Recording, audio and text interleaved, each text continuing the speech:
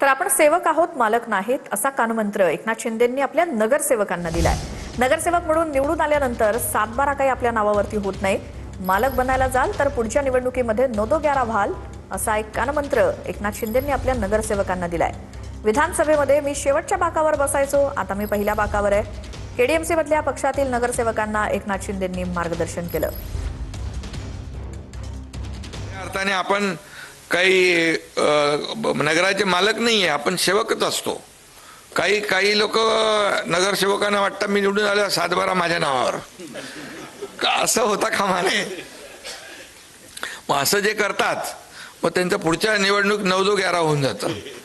कारण आपण नगरसेवक नव्हतो तरी सुद्धा लोकांची सेवा आपण करायचो। आता नगरसेवक आहात, महापौर आहेत, पदाधिकारी आहेत, तुमच्या डोक्यामध्ये कधीही मी अमका आहे हे जाता कामा नये। मी मुख्यमंत्री आहे, मी उपमुख्यमंत्री आहे, मी मंत्री आहे असं किंवा आमदार आहे हे कधीही आपल्या डोक्यात जाता कामा नये। आपण एक कार्यकर्ता आहोत। शेवटच्या बाकावर बसायचो विधानसभेत आणि नंतर पहिल्या बाकावर आलो मी।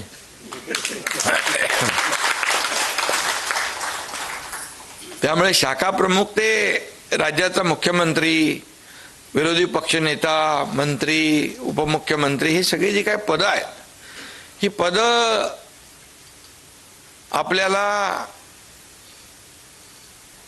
मिळतात। खऱ्या अर्थाने आपल्याला त्याच्यामध्ये मनापासून आणि प्रामाणिकपणे लोकसेवा आणि जनसेवा हा अजेंडा आपला असला पाहिजे।